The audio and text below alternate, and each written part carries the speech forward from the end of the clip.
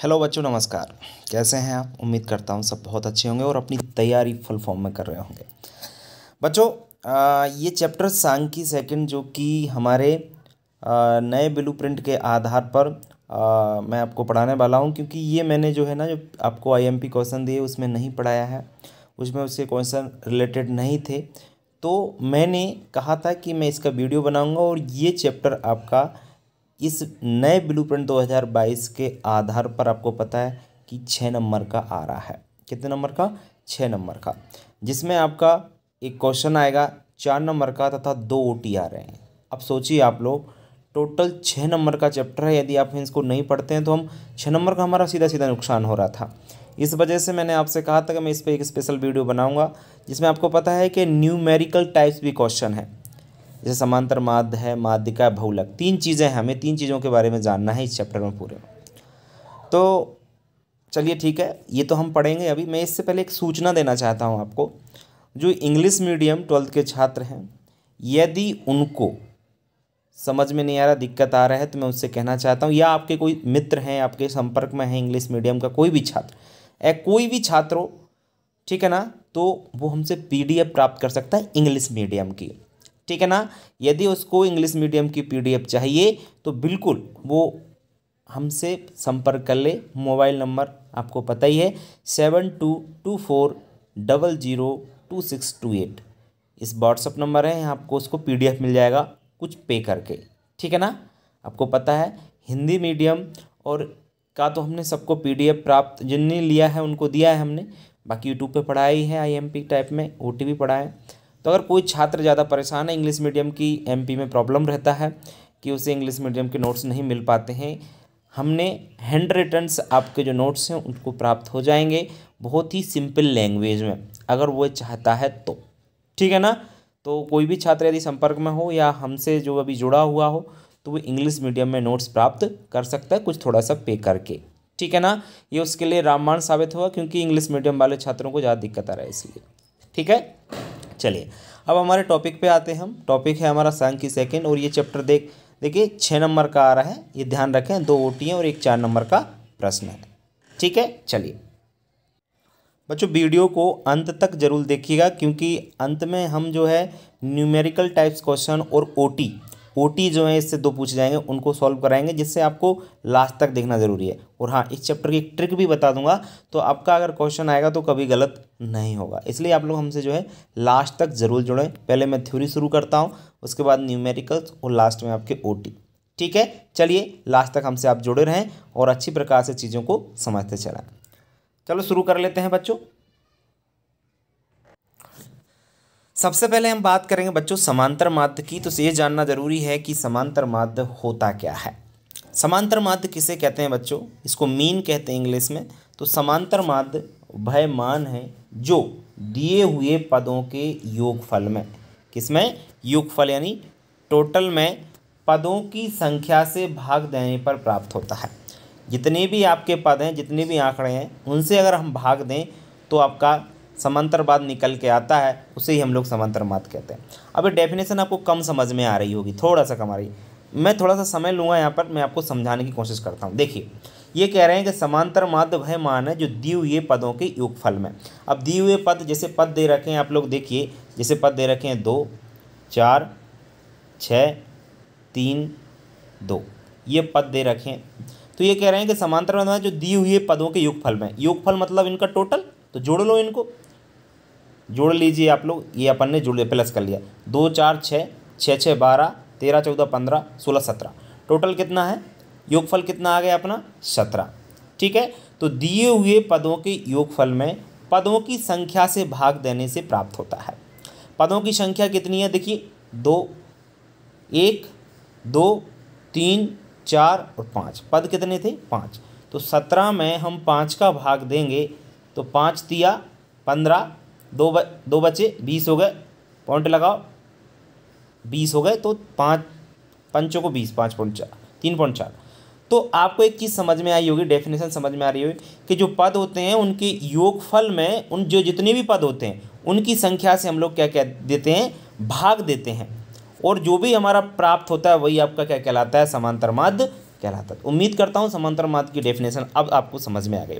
यदि डेफिनेशन समझ में आ गई है तो आपको समांतर माध्य के गुण, जो कि वेरी इंपॉर्टेंट क्वेश्चन है बच्चों, वेरी इंपॉर्टेंट, ध्यान रखें, ठीक है ना, वेरी मोस्ट क्वेश्चन है आपका, इसको अच्छी प्रकार समझिए। समांतर माध्य के गुण लिखिए, क्वेश्चन कई बार पूछा जा चुका है, ध्यान रखें। सबसे पहला है कि इसकी गणना सरल है। जी हाँ, अगर इसकी कैलकुलेशन हम लोग करें ना समांतर माध्य की, अभी कर रहे थे हम लोग, देखा आपने, तो गणना करना इसकी क्या है, सरल है। इसमें क्या होता है, इसमें दिए हुए पदों को व्यवस्थित करने की आवश्यकता नहीं होती है। सही बात है, कैसे भी आंकड़े दे रखे हों, 6, 54, 3, 84, मतलब कैसे ही दे रखे, तो इनको हम लोग व्यवस्थित करने की हमको आवश्यकता नहीं है। जैसे कि टोटल कीजिए इनका और जितने भी पद हैं उनका क्या दे दीजिए, भाग दीजिए, तो प्राप्त हो जाएगा। ठीक है, चलिए, इसको सरलता से समझा जा सकता है। बिल्कुल बच्चों, समांतर माध्य को हम आसानी से समझ सकते हैं, बहुत ईजी होता है। देखिए आपको समझ में आ गया होगा, वैसी मैं उम्मीद करता हूँ, है ना, तो कोई दिक्कत नहीं है। इसे ज्ञात करने में समस्त आंकड़ों का प्रयोग भी होता है। सही बात है, क्योंकि जितने भी आंकड़े होते हैं ना, वो टोटल उनका योग हुआ, तो सभी आंकड़ों का आपका क्या होता है, उपयोग इसमें होता है। तो बच्चों, समांतर माध्य के गुण वेरी इंपॉर्टेंट क्वेश्चन है, इसलिए आप लोग इसको अच्छी प्रकार से याद रखें। ठीक है, चलिए बढ़ेंगे हम लोग आगे नेक्स्ट आपके क्वेश्चन की ओर। नेक्स्ट है बच्चों आपका समांतर माध्य के दोष लिखिए। की जगह के कर लेना इसको थोड़ा सा, ठीक है ना। समांतर माध्य के दोष लिखिए। तो समांतर माध्य के दोष निम्नलिखित हैं। नंबर 1, समांतर माध्य को ग्राफ द्वारा ज्ञात नहीं कर सकते। ग्राफ जानते हैं सब लोग, जो आलेख आता था पहले, जिसमें हम लोग इस प्रकार से बनाते थे आलेख। शायद ग्राफ देखा होगा बहुत सारे छात्रों ने। यदि नहीं देखा है तो आप लोग गूगल पर सर्च कर लें, आपको पता चल जाएगा। मैं यहाँ पे चित्र उसका नहीं ला पाया ग्राफ का, तो आपको थोड़ा बता देता। ग्राफ होता है ना, ऐसे लिखते हैं 2, 4, 6 नीचे ऊपर इस प्रकार से, है ना। तो समांतर माध्य को ग्राफ या आलेख द्वारा ज्ञात नहीं कर सकते, पहली बात। दूसरा दोष है कि यह असंसाधित आंकड़ों की सभी सूचनाओं को प्रस्तुत नहीं करता है। असंसाधित आंकड़े कहीं 2, 300, 400, 14, 15, 18, 320, ये क्या है, ये आंकड़े हैं, और ये असंसाधित आंकड़े हैं। तो इसमें क्या होता है कि जितनी भी जो भी सूचनाएं होती हैं वो पूरी तरीके से प्रस्तुत नहीं होती हैं, कंप्लीटली, ठीक है ना, प्रस्तुत नहीं करता ये आपका समांतर माध्य। और गुणात्मक सामग्री के लिए समांतर माध्य का उपयोग नहीं किया जा सकता है। गुणात्मक सामग्री के लिए हम इसका उपयोग ही नहीं कर सकते। गुणात्मक मतलब कोई भी सामग्री, अगर क्वालिटी हमको उसका पता करना है तो वहाँ पर हम क्वालिटी के लिए समांतर माध्य का उपयोग नहीं कर सकते। सिर्फ मात्रात्मक सामग्री के लिए हम लोग समांतर माध्य का उपयोग कर सकते हैं, सिर्फ, समझ रहे हैं ना बात। तो क्वालिटी, जैसे किसी चीज़ की कोई चीज़ बहुत बेहतर है, समझ रहे हैं ना, तो उसकी क्वालिटी पता करने के लिए हम समांतर माध्य का उपयोग तो कर ही नहीं सकते हैं, ठीक है ना। चलिए, चरम मानों का इस पर अत्यधिक प्रभाव पड़ता है। चरम मान क्या होते हैं, जो लास्ट के पद होते हैं ना, उनका प्रभाव सबसे ज़्यादा समांतर माध्य पर होता है। तो ये समांतर माध्य के क्या होते हैं, दोष होते हैं, जो कि बहुत ही इंपॉर्टेंट क्वेश्चन था, आपने समझ लिया होगा। ठीक है, बढ़ेंगे हम लोग आगे। नेक्स्ट है माध्यिका। देखिए, गुण दोष ही और कुछ नहीं है, आपको इनको याद कर लीजिए, वो सिंपल, और मैं सिंपल लैंग्वेज में आपको समझाने की कोशिश कर रहा हूँ। माध्यिका क्या होता है, देखिए, दिए हुए आंकड़ों को, कोई आंकड़े दे रखे हैं, पद दे रखे हैं, पद या आंकड़े एक ही चीज़ होते हैं, आंकड़ों को आरोही या अवरोही क्रम में, मतलब असेंडिंग या डिसेंडिंग ऑर्डर में व्यवस्थित किया जाए तो ठीक मध्य में आने वाला आंकड़ा माध्यिका कहलाता है। अभी समझ में थोड़ा सा कम आ रहा हो तो इसको देखो, मैं समझाता हूँ आपको। दिए हुए आंकड़ों को, अब आंकड़े दे रखे हैं आपको, देखिए 2, 6, 5, 3, 7, 8, ये आंकड़े आपके, ये कह रहे हैं दिए हुए आंकड़ों को आरोही या अवरोही क्रम में। अब ये किस क्रम इनका है ही नहीं अभी, तो ना तो आरोही है ना अवरोही है। व्यवस्थित किया जाए, अगर इनको व्यवस्थित करेंगे तो कैसे लिखेंगे, देखिए आप लोग व्यवस्थित, मैं इनको करने की कोशिश करता हूँ। व्यवस्थित देखिए, आरोही क्रम में लिखता हूँ 2, 3, इसके बाद क्या है 5, फिर 6, फिर 7 और फिर 8, यही है आपके 8 है। तो ये हमने आरोही क्रम में लिख लिया। अगर हमसे कोई पूछे कि बताइए इसमें माध्यिका क्या है, अब वही कह रहे हैं आरोही अवरोही क्रम में व्यवस्थित किया जाए तो ठीक मध्य में। अब मध्य में देखिए, अब बीच में आपका 5 है या 6 है, तो अब 5 को माने या 6 को माने, तो इसमें एक फॉर्मूला लगता है वैसे तो, लेकिन हम कह सकते हैं 5.5 आ जाएगा। इसका आंसर क्या होगा 5.5, क्योंकि बीच वाला हमको देखना है, समझ रहे हैं ना।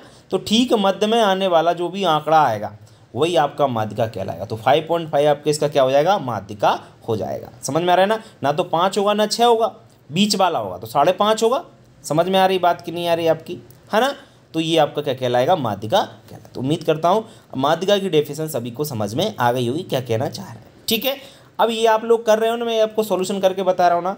इसी प्रकार के ओटी भी बन सकते हैं कि बताइए इस प्रकार से पूछेगा 2, 6, 5, 3, 7, 8 में क्या माध्यिका है। वैसे मैं इसको आपको आगे करके सॉल्यूशन करके बताऊंगा, अभी यहाँ पे थोड़ा समझते चलिएगा। आगे बात करते हैं माध्यिका के गुण लिखिए। तो माध्यिका के गुण क्या होते हैं बच्चों, इसकी गणना करना सरल है। देखो गुणों में तो यही बताना है, इसकी गणना क्या है, करना सरल है, मतलब इसको आसानी से कैलकुलेट हम लोग कर सकते हैं। ये सुपरिभाषित होती है, बिल्कुल ये डिफाइन, बिल्कुल क्लियर तरीके से डिफाइन है, कोई दिक्कत ही नहीं है माध्यिका में। यह बड़े पदों से प्रभावित रहती है। माध्यिका के गुण पढ़ रहे हैं तो प्रभावित या अप्रभावित वर्ड आएगा, यह ध्यान रखें, यहाँ पे गलत मिस्टेक हो गया। तो यह बड़ों पदों से अप्रभावित रहती है। बड़े पदों का अप्रभावित का मतलब ये होता है कितने ही पदों, चाहे देखो ऐसे पदों 2, 340, 840, 590, 211 कुछ भी पदों, बड़े पदों, तो उनसे इस पर कोई फर्क नहीं पड़ता है। तो यह बड़े पदों से क्या होती है, अप्रभावित होती है। इसे ग्राफ द्वारा ज्ञात किया जा सकता है। जी हाँ, माध्यिका को ग्राफ द्वारा हम लोग क्या कर सकते हैं, ज्ञात कर सकते हैं। देखो ग्राफ सबने देखा हो, इस प्रकार से बनता है। उम्मीद करता हूँ सबने कोशिश की होगी, अगर समझ में आ रहा होगा तो ठीक है, और नहीं आ रहा है तो फिर मैं क्या कर सकता हूँ, ठीक है ना। इस प्रकार का ग्राफ बनाया जाता है, देखा होगा आपने कभी तो, ठीक है ना। उसके अलग से ही पेज होता है ग्राफ का, आलेख का, ठीक है। तो ये माध्यिका के गुण होते हैं। इसके बाद हम लोग बात करेंगे आगे माध्यिका के दोषों की। तो माध्यिका के दोष कौन से होते हैं बच्चों, इसके अंतर्गत कुल आंकड़ों का योग प्राप्त नहीं होता। पहली ये आपका इसका दोष है कि माध्यिका में आंकड़ों का योगफल प्राप्त नहीं होता, क्योंकि योग करते ही नहीं है, आरोही अवरोही क्रम में लिखते हैं तो योग करते नहीं है। तो पहला दोष तो ये मान लिया, ठीक है। दूसरा आपका दोष है कि इसमें सभी पदों को समान महत्व नहीं दिया जाता है। सभी पदों को समान महत्व नहीं दिया जाता है। इसमें क्या होता है कि जो भी पद आरोही अवरोही क्रम में लिख देते हैं, अब सभी पद एक जैसे थोड़ी हैं तो समान इंपॉर्टेंस उनको नहीं देते हैं, बीच का मानना है, चाहे इधर कुछ भी हो चाहे उधर कुछ भी हो। तो कहने का मतलब जो भी आंकड़े दिए होते हैं, जो भी पद दे रखे होते हैं ना, उनको एक जैसा इंपॉर्टेंस उनको नहीं दिया जाता है। पदों को क्रमबद्ध करना पड़ता है, सही बात है, उनको क्रम से लिखना पड़ता है, मतलब आरोही में लिखना पड़ेगा या अवरोही में, तभी हम उसका अच्छी प्रकार से कैलकुलेशन कर सकते हैं। यह बीज गणितीय विवेचन के लिए उपयुक्त नहीं है। अगर बीज गणितीय विवेचन में हम इसका उपयोग नहीं कर सकते हैं। तो ये माध्यिका के आपके क्या होते हैं, दोष होते हैं, डीमेरिट्स होते हैं। उम्मीद करता हूँ सभी छात्रों को अच्छी प्रकार से ये पल्ले पड़ गए होंगे, समझ में आ रहा होगा। बहुलक क्या होता है बच्चों, डेफिनेशन देख लीजिए। बहुलक किसे कहते हैं, देखिए दिए हुए पदों में कोई आंकड़े दे रखे हैं, जिस पद की बारंबारता सबसे अधिक हो और जो पद सबसे अधिक बार आया हो वो कर लेना, आया हो वही बहुलक कहलाता है। अब आपको डेफिनेशन कम समझ में आ रही है तो मैं आपको इसको समझाता हूँ। देखिए ये कह रहे हैं कि दिए हुए पदों में, अब दिए हुए पदों में जैसे दे रखे हैं 2, 6, 3, 14, 6, 2, 6, कहाँ गया ये, लिखा नहीं जा रहा, 6, ये लिख दिया, ज़्यादा संख्या नहीं। अब ये पद दे रखे हैं, अब देखिए कह रहे हैं कि दिए हुए पदों में जिस पद की बारंबारता सबसे अधिक हो। बारंबारता मतलब जो बार बार आया हो। अब कौन आ रहा है बार बार, देखो 2 बार आया है और 6 3 बार आया है, तो मतलब 6 ही आपका क्या होगा, इसका आंसर होगा। समझ में आया ना, जिसकी बारंबारता सबसे अधिक हो, जो बार बार आया हो, अधिक बार आया हो, 1 बार 2 बार 3 बार, अब 3 बार आया, जो ज़्यादा बार आता है वही आपका बहुलक कहलाएगा। तो ये आपका क्या कहलाएगा, बहुलक, ठीक है ना। तो इसका जो आंसर होगा मालूम है क्या होगा, आंसर इसका आपका 6 होगा, ठीक है ना। चलिए उम्मीद करता हूँ सभी को समझ में आ रहा होगा। अब बात करेंगे हम लोग आगे, अच्छा ये हो गया बहुलक के गुणों की और दोषों की। पहले गुण देख लीजिए। पहला बहुलक का गुण है कि यह समझने में सबसे सरल है। तो ये पॉइंट तो आपने देखा कि सब में कॉमन है कि इसको समझने में सरल है, और चौथा वाला इसकी गणना सरल है। ये 2 पॉइंट तो चाहे समांतर माध्य के पूछे जाएं गुण, या माध्यिका के या बहुलक के, किसी के भी पूछ लें आप, 2 जो कॉमन पॉइंट, ट्रिक यही है मैं जो बता रहा हूँ। ये 2 कॉमन पॉइंट तो आपको लिखना है अगर गुण पूछ लें तो, ठीक है ना। चलिए समझ में आ रहा हो, तो यह समझने में सबसे सरल है बहुलक। यह देखने मात्र से ही ज्ञात किया जा सकता है। अवलोकन मात्र से ही हम इसको ज्ञात कर सकते हैं, देखने मात्र से। देखो क्या होता है, हम देखकर ही पता कर सकते हैं कि ये इसमें बहुलक कितना हुआ, क्योंकि जो ज़्यादा बार आया और जिसकी बारंबारता ज़्यादा है उसे ही हम लोग क्या कह देंगे, बहुलक। तो देखने से ही पता चल जाएगा, हल करने की जरूरत ही नहीं पड़ेगी अपन को, ठीक है ना। तो देखने मात्र से इसको हम लोग क्या कर सकते हैं, ज्ञात कर सकते हैं। इसे ज्ञात ग्राफ द्वारा इसे भी ज्ञात कर सकते हैं। जी हाँ, तो माध्यिका को भी हम लोग ग्राफ द्वारा ज्ञात कर सकते हैं, इसको भी हम लोग ग्राफ द्वारा ज्ञात कर सकते हैं, समांतर माध्य को नहीं कर सकते हैं, है ना, ये ध्यान होगा। इसकी गणना सरल है। तो ये देखो कुछ पॉइंट तो बिल्कुल कॉमन मिल रहे हैं। तो ट्रिक यही है कि 2 पॉइंट तो आप ये लिख के आओगे, किसी के भी गुणा जाए, बहुलक के, माध्यिका के या समांतर माध्य के, कि ये समझने में सरल है, इसकी गणना सरल है। ये जनरल से चीज़ें आप लोग अच्छी प्रकार से लिख के आ सकते हो, ठीक है। चलिए अब बहुलक के हम लोग दोषों की बात करेंगे। देखिए सबसे पहला दोष है, इसमें पदों को क्रम अनुसार रखना पड़ता है। सही बात है। देखो माध्यिका का और जो बहुलक का जो दोष है पहला, वही यही है कि उनको क्रमबद्ध तरीके से लिखना पड़ता है, क्रमबद्ध अनुसार उनको रखना पड़ता है क्रम में, तभी हम लोग समझ सकते हैं। दूसरा है अनिश्चित होता है। बहुलक क्या होता है, अनिश्चित। अनिश्चित है मतलब इसका हम ये कह सकते हैं, कोई भी संख्या जो है ना आपकी कुछ भी आ सकता है, क्योंकि मान के पता नहीं कौन सी संख्या कितनी बार आई है, तो अनिश्चित रहता है इसका जो भी मान होता है। वितरण में एक से अधिक बहुलक हो सकते हैं, ये भी एक प्रॉब्लम है। एक से अधिक बहुलक कैसे हो सकते हैं, जैसे मैं आपको बताऊं, देखिए 2, 14, 7, 9, 8, 2, 7। अब बताइए इसमें बहुलक क्या कोई बता सकता है? 2 2 बार आया है, 7 7 बार आया, मतलब 2 ये भी 7 भी 2 बार आया है, तो 7 बहुलक होगा कि 2 बहुलक? तो कहने का मतलब इसमें 2 बहुलक होंगे, 2 आंसर होंगे इसके, 7 भी आंसर होगा और 2 भी आंसर होगा। तो कहने का मतलब ये इसका एक दोष है कि वितरण जो भी दे रखा होता है आंकड़ों में, एक से अधिक बहुलक हो सकते हैं। क्लियर हुआ ना इस बात का, ठीक है ना। चलिए बात करेंगे हम लोग आगे नेक्स्ट आपके पॉइंट में, यदि इसे अलग अलग सूत्रों से ज्ञात किया जाए तो अलग अलग ही मान प्राप्त होते हैं। ये भी एक इसकी गड़बड़ है कि जो बहुलक होता है ना, इसको हम लोग विभिन्न प्रकार के सूत्रों से ज्ञात करें तो विभिन्न विभिन्न इसका आंसर भी प्राप्त होता है। तो ये बहुलक के आपके क्या होते हैं, दोष होते हैं, ठीक है बच्चों। तो इतनी ये क्वेश्चन है, आप लोग गुण और दोष याद कर लेना तीनों चीज़ों के। डेफिनेशन थोड़ी सी कम पूछी जाती है क्योंकि 4 नंबर का प्रश्न पूछा जा रहा है, तो 4 नंबर का एक प्रश्न इस एक ही आता है, एक ही आ रहा है आपकी बार, और वो इसी से बनेगा। तो गुण और दोष अच्छी प्रकार से याद कर लें आप लोग। ये तो रही थ्योरेटिकल की बात। अब मैं आपको सवाल और जो ओटी है वो भी मैं आपको इसी वीडियो में बताने वाला हूँ, ठीक है। अच्छी प्रकार से उसको भी समझ लीजिए। देखिए आप मान के चलिए एक सवाल बता रहा हूँ जनरली, देखिए आप अच्छी प्रकार से सवाल दे रखा होगा इस बार प्रकार से कि निम्न आंकड़ों से समांतर माध्य की गणना कीजिए। निम्न आंकड़ों से समांतर माध्य की गणना कीजिए, ठीक है ना। समांतर माध्य की गणना अपन को करना है और निम्न आंकड़े दे रखे हैं आपके, देखिए 3 4, ये 4 है, अच्छी प्रकार से ध्यान रखिए, 2 7 3 1, ये आंकड़े दे रखे हैं, ठीक है ना। और ऊपर लिखा है कि निम्न आंकड़ों से समांतर माध्य की गणना कीजिए। तो कैसे ज्ञात करेंगे समांतर माध्य? सबसे पहले जिस प्रकार से एवरेज निकालते हैं ना उसी प्रकार से निकाल, कुछ नहीं है। औसत कैसे निकालते हैं, वही समांतर माध्य है। औसत बोले तो समांतर माध्य, ठीक है ना, ऐसे निकालते हैं। इनको सबसे पहले क्या करना है, अपन को जोड़ना है। तो जोड़िए आप लोग, इस प्रकार से लिखना, हल दिया है, अगर पूछे तो हल दिया है। सबसे पहले इसको उतारना, 3 + 4 + 2 + 7 + 3 और +1, नीचे लाइन खींचना।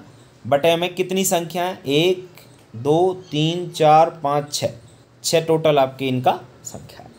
तो इनका जोड़ो हम लोग, देखिए 3 और 4 7 और 2 9, 9 और 7 16, 16 और 3 19 और 1 20, 20 है, ठीक है ना। तो 20/6, 20/6। अब 20/6 होता है, 6 का भाग दीजिए इसमें, 6 कम 6 6 दूनी 12, 6 तिया 18, कितने बचे, 2 बचे, फिर 20 हो गए, फिर कितनी बार, 6 तिया 18, 3.333 करके आता ही रहेगा, 3.33 इसका क्या हो जाएगा, आंसर हो जाएगा। समझ में आया ना। यदि इस प्रकार का आपका सवाल पूछा जाए तो आप लोग उम्मीद करता हूँ अच्छी प्रकार से जवाब दे देंगे। वैसे ऐसा प्रश्न आएगा नहीं, कितना छोटा हो गया ये, तो ओटी में पूछ सकते हैं ऐसे में, ओटी कैसे पूछ सकते हैं, बताइए निम्न आंकड़ों में कौन सा इसका समांतर माध्य क्या होगा, तो आप लोग ओटी इस प्रकार से इसका आंसर रफ में करके निकाल सकते हो, तो ये इसका आंसर होगा। समझ में आ रहा है ना, समांतर माध्य ऐसे पूछ सकते हैं, ये आपको अच्छी प्रकार से बताना होगा। ठीक है बच्चों, चलिए अब दूसरा तरीका कैसे पूछ सकते हैं वो भी मैं आपको बताता हूँ। दूसरा तरीका ये है कि निम्नलिखित सारणी से समांतर माध्य की गणना, इस प्रकार की सारणी बनी आ सकती है आपकी एग्जाम में। एक्स और एफ, एक्स को हम लोग पद कहते हैं, यहाँ पर कई बार क्या है पद लिखा आ सकता है, एक्स ना लिखा है, और यहाँ पर एफ की जगह क्या लिखा आ सकता है, बारंबारता, बारंबारता यानी फ्रीक्वेंसी, ये लिखा आएगा, और इस प्रकार की संख्या दे रखी होंगी। तो इसको किस प्रकार से आपको ज्ञात करना, ये क्वेश्चन आ सकता है 4 नंबर में समांतर माध्य आपको पूछा जा सकता है। तो इसको कैसे ज्ञात करना है पूरा मैं आपको समझाता हूँ। सबसे पहले तो क्या करना है, इस जो सारणी है ना, ये वाली जो सारणी दे रखी है ना, इसको आप लोग उतार लीजिए। ऐसे में नहीं उतारना है, खड़े में, देखो मैंने उतारी है, आप दो अच्छी प्रकार से देख सकते हो, ये खड़े में मैंने उतारी है इसको। इस प्रकार से एक्स, और देखिए एक्स एक तरफ लिख लीजिए और एफ इतना लिख, इधर मत देखिए अभी आप लोग, एक मिनट, इधर आपकी ये अभी आपको इधर, अरे यार क्या हो रहा है, आपको जो है इस प्रकार से ये सारणी एक्स और ये एफ, पद और बारंबारता आपको नीचे इस प्रकार से उतार लेना है, खड़े में लिख दिया आपने। और एक्स एफ का क्या करना है, आपको तीसरा कॉलम बनाना है, एक्स एफ मतलब इस एक्स का और एफ का गुणा, मतलब इसका मतलब क्या हुआ, एक्स इंटू एफ का मतलब क्या हुआ, इसका गुणा, ठीक है ना, मल्टीप्लाई कर लो। देखो मैंने किया है, 9 चौको 36, 7 पन्ना 35, 13 दूनी 26, 5 चौको 20, 8 छंके 48 और 6 7 42, ये कर लिया। फिर अपन को क्या करना है, ये भी ध्यान रखना है, इस का टोटल करना है, एफ का टोटल करना है और एक्स एफ का, ठीक है ना, इसका टोटल नहीं करना है, ये ध्यान रखना है, ठीक है ना, इसका टोटल नहीं करना है, एक्स का कभी भी टोटल नहीं करते हैं। तो एफ का जब टोटल करते हैं तो क्या 9 5 2 4 6 7 का टोटल आ जाएगा 33, और एक्स एफ का टोटल करेंगे तो ये आ जाएगा 207, करके देख सकते हैं आप लोग। फिर इतना करने के बाद आप लोग लिख लें इसको, और फिर फॉर्मूला लगाएं, समांतर माध्य बराबर सिग्मा एफ एक्स बटा सिग्मा एफ। अब 207 आया सिग्मा एफ एक्स 207, एन का मान 33 आया तो 33, इसका आप लोग भाग दे दीजिए, 6.27 आपका आ जाएगा, ठीक है ना। तो इस प्रकार से हम लोग ये सवाल ज्ञात कर सकते हैं, इसमें कहीं आपको समस्या नहीं होगी, है क्या, बताइए समस्या, समांतर माध्य ज्ञात कर लोगे कि नहीं।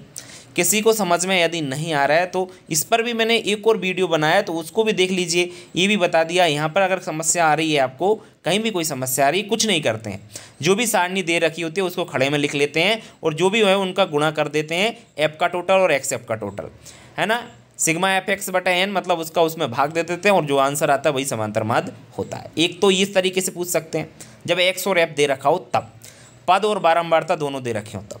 लेकिन क्या होता है, दूसरा तरीके का सवाल भी बता देता हूं मैं आपको, इस प्रकार का, ये देखिए दूसरे प्रकार का सवाल ये है आपका, दूसरे प्रकार का सवाल आपको इस प्रकार से पूछ सकते हैं। देखिए अब इसमें सारणी बन रही, इस प्रकार से लिखा आएगा, निम्नलिखित सारणी से समांतर माध्य की गणना कीजिए, इस प्रकार से लिखा आएगा, 0 से 10, 10 से 20, 20 से 30, 30 से 40, 40 से 50। इस CI जो लिखा है ये CI है, ध्यान रखना, CI को वैसे इंग्लिश में क्या कहते हैं, क्लास इंटरवल कहते हैं। क्या कहते हैं, क्लास इंटरवल।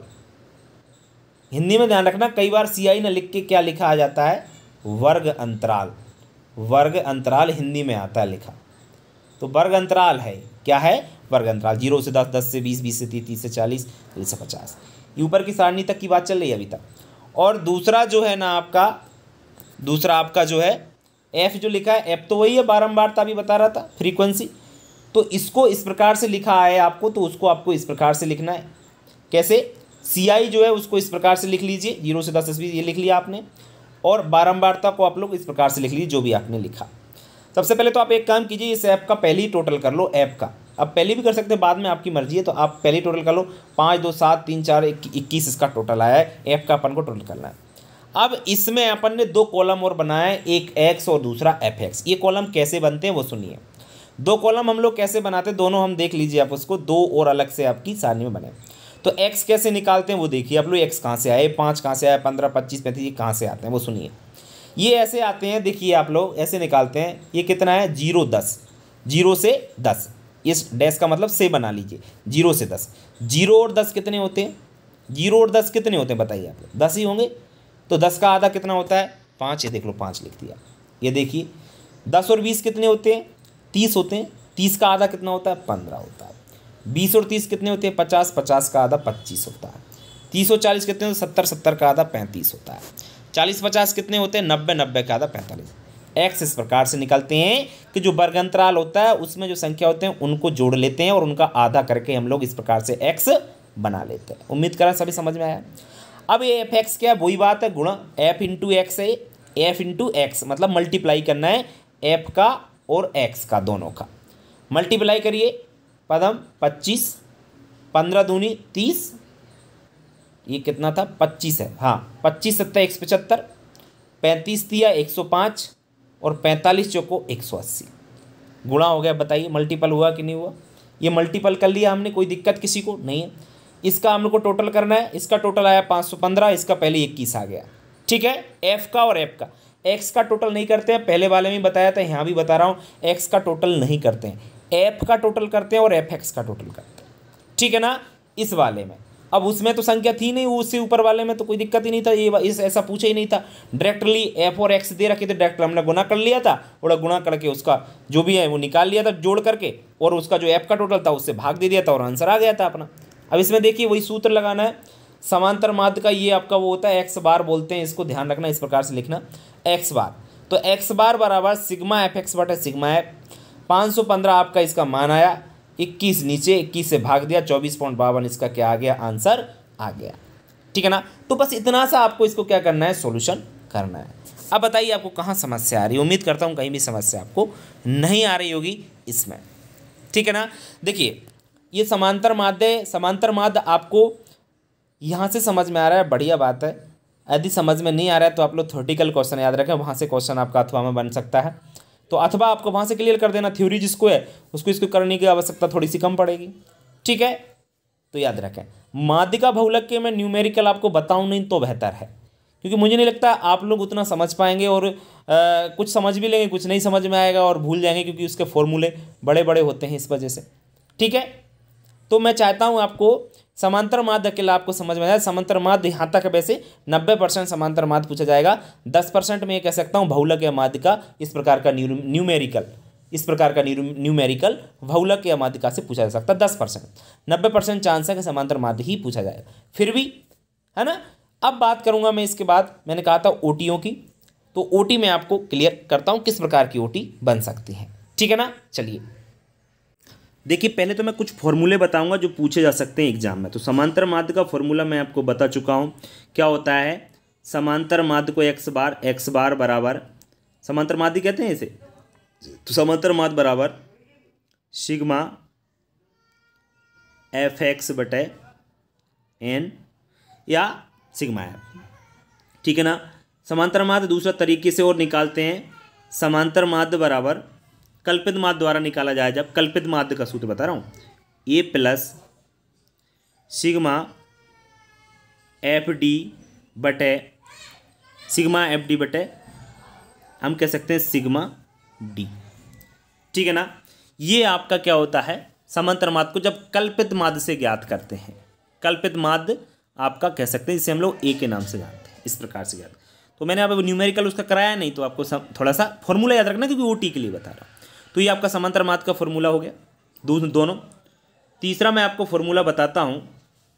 तीसरा फॉर्मूला आपका ध्यान रखना, आप लोग किसका बता रहा हूँ मैं आपको, ध्यान रखना। ये आपका माध्यिका जो होती है ना, माध्यिका का फॉर्मूला आप लोग याद रखना। माध्यिका बराबर एम बराबर ऐसे लिखना, एम बराबर L1 प्लस n/2 ऊपर n/2 माइनस सी, माइनस है ये, आप माइनस सी ध्यान रखें, माइनस सी बटे क्या आएगा आपका, n/2 माइनस सी बटे एफ इंटू आई। ये आपका क्या होता है, माध्यिका का फॉर्मूला है। m बराबर L1 प्लस n/2 माइनस सी बटे एफ इंटू आई। ठीक है ना। तीसरा हो गया। चौथा ओटी मैं आपको बताता हूँ। चौथा ओटी आप लोग देखिए, चौथा आपका एक और फॉर्मूला है बहुलक का। बहुलक का फॉर्मूला देख लीजिए आप लोग। बहुलक।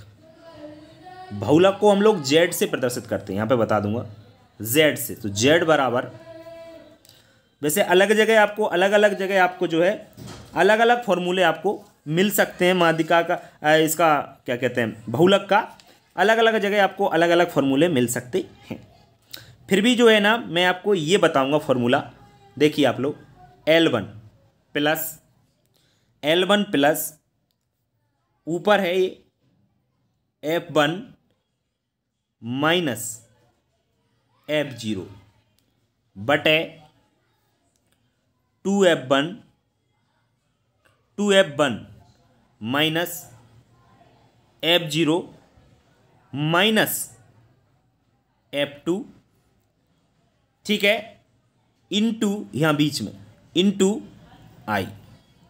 ये आपका क्या होता है, बहुलक का फॉर्मूला होता है, ठीक है ना। ये आपको बहुलक का फॉर्मूला याद रखना है। समझ में आ रहा है ना मेरी बात। फॉर्मूले इसलिए बता रहा हूँ आपको क्योंकि ओटी पूछा जा रहा है, इसलिए, बाकी कोई दिक्कत नहीं है। अब ये L1 क्या होता है, F1 F0 क्या होता है, F2 F क्या होता है, ये सब चीज़ जानने के लिए हमको बहुलक का सवाल करना होगा, और बहुलक का सवाल करने के लिए हमें फिर सारणी बनानी पड़ेगी, फिर सब चीज़ें हैं, ठीक है। तो उसको ना समझ के हमको फॉर्मूला जरूर है, ओटी के लिए याद रखें, ठीक है ना। बाकी थ्योरी तो मैंने आपको क्लियर कर ही दी है ना। चलिए, अब और किस प्रकार के ओटी आपके एग्जाम में बन सकते हैं, देखिए ओटी और देखिए आप लोग। इस प्रकार के ओटी आपके एग्जाम में बन सकते हैं। इस प्रकार का दे रखा होगा 2 7 3 4 2, इसमें लिखा होगा, बताइए इसमें इसका समांतर माध्य क्या हो, इसका माध्य क्या हो, इन आंकड़ों का माध्य। तो माध्य तो मैंने आपको इसका बता ही दिया है। कैसे निकालते हैं, इनका टोटल करते हैं और इनका भाग देते हैं। किनका भाग देते हैं, जितनी संख्या होती है 1 2 3 4 5, 5 का भाग दे देंगे इनका टोटल करके। टोटल कितना आएगा, ये 7 और 2 9, 10 11 12, 12 4 16, 17 18, तो 18 आया इसका। इसमें 2 का भाग दे देंगे और 9 इसका आंसर आ जाएगा आपका। तो इस तरह समांतर माध्य ज्ञात कर सकते हैं। अब अगर पूछ लिया जाए कि माध्यिका ज्ञात कीजिए, तो माध्यिका कैसे ज्ञात करेंगे वो भी मैं आपको बता दें। संख्या दे रखी है आपको, ये आंकड़े दे रखे हैं आपको, आंकड़े दे दिए, जैसे 2 3 5 7 4, ये आपको दे दिया और लिखा निम्नलिखित आंकड़ों से क्या निकालिए, माध्यिका की गणना कीजिए। तो इसका फॉर्मूला होता है, ध्यान रखना, माध्यिका का m बराबर n/2 पद, ठीक है ना। जब इसका हम निकालते हैं जो कितना आएगा, पहले तो हम इसको क्या करते हैं, आरोही या अवरोही क्रम में लिखते हैं। तो आरोही क्रम में यदि हम लोग लिखें 2 3 4 5 और 7, ये अवरोही क्रम हो गया, ठीक है ना।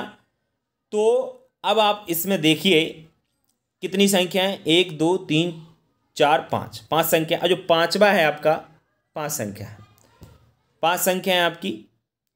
तो 5 जो संख्या है, तो n का मान आपका क्या होगा, ध्यान रखना, इसमें अगर जो ओड संख्या आती है तो इसका फॉर्मूला होता है n/n + 1/2 पद, +1 लग जाता है। तो जैसे 5 आया तो 5 + 1/2, 5 और 1 6, 6/2, 2 से काटो तो 3। 3 का मतलब क्या है, इस 3 का मतलब ये है कि अब 3 आंसर नहीं है, 1 2 3, यानी बी जो 3 आ रहा है आपका, 4 जो बन रहा है ना, ये 4 आपका इसका आंसर होगा माध्यिका का, ठीक है ना। इस प्रकार से गिनते हैं। तो चौथा जो पद है आपका क्या होगा, तीसरा पद है, पद तो तीसरा है लेकिन 4 संख्या है, तो इसका क्या होगा, 4 आंसर होगा। समझ में आया कि नहीं। तो इस प्रकार से हम लोग माध्यिका निकालते हैं, और जो सम हो तो n/2 कर देते हैं, बस और कुछ नहीं। आगे यदि हम लोग बात करें बहुलक की, तो बहुलक कैसे पूछ सकता है मैं आपको बता चुका हूँ, फिर भी सुन लीजिए। बहुलक इस प्रकार से पूछ सकता है, 4 7 3 2 11 14 2 7 5, इस तरह। अब इसमें पूछे कि बताइए समांतर माध्य क्या होगा। 2, इधर एक और संख्या लिख लो आपका कोई, इधर ही लिख देता हूं मैं आपका, लो एक और लिख, 2 लिख दी, चलो। तो इसमें बताइए समांतर माध्य क्या होगा। तो जिस कितनी बार देखो, 2 कितनी बार आ रहा है, 1 2 3 बार, तो 3 4 कितनी बार आ रहा है, 1 बार 2 बार, 7 कितनी बार आ रहा है, 1 बार 2 बार, 3 सिर्फ 1 बार, 11 1 बार, 5 सबसे ज़्यादा बार कौन आ रहा है, 2, 1 बार 2 बार और 3 बार। ठीक है ना। तो इसका जो आंसर होगा ना आपको, वो आपका 2 ही होगा। तो बहुलक क्या होगा? 2। तो बहुलक का तो आपको इतना याद रखना है कि जो बारंबारता है वो कितनी बार आ रही है, जो जितनी बार आएगा ना, ज़्यादा बार जिसका होगा ना, वही उसका क्या होगा? आंसर होगा। तो इस प्रकार का आपका जो ओटी है ना एग्जाम में पूछा जाएगा, इसलिए याद रखें फॉर्मूले और इस प्रकार का सवाल। 2 नंबर के ओटी आपको क्लियर हो गया। उम्मीद करता हूँ मैंने काफ़ी समझाने की कोशिश की है और सबको समझ में आया होगा जिनने वीडियो यहाँ तक देखा है, ठीक है ना। चलिए, और अब वीडियो में इतना ही बच्चों। उम्मीद करता हूँ सभी को अच्छा लगा होगा वीडियो, और मिलते हैं नेक्स्ट वीडियो में। अच्छी प्रकार से तैयारी करें, तैयारी करते रहें, रेगुलर जुड़े रहें हमसे। आपको आगे हम पीएटी की तैयारी करवाएंगे, इसके बाद जैसी परीक्षा होती है कंप्लीट उसके बाद, तो आप बिल्कुल चिंता ना करें, बस हमसे आप लोग जुड़े रहें, ठीक है। चलिए अब इतना ही, मिलते हैं फिर, तब तक के लिए बच्चों नमस्कार।